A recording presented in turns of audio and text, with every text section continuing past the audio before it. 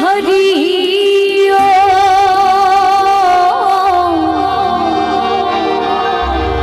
हरि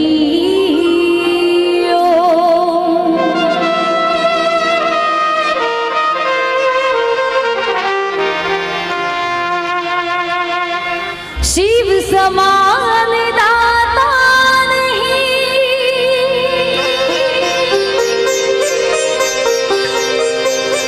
और विपत्ति विदारणहारी।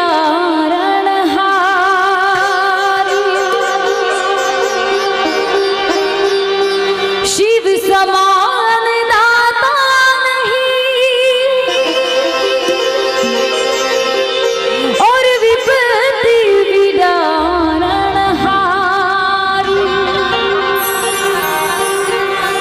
लजिया मूरी राखियो शिव नंदी के सवारी। अरे लजिया मूरी राखियो बाबा शिव नंदी के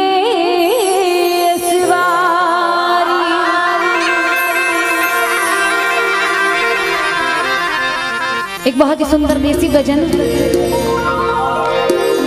अरे कुण तो लाया तू बिड़ा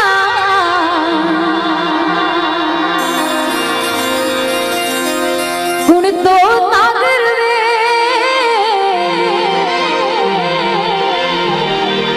कुण तो लाया रे संतोरी अमर वे।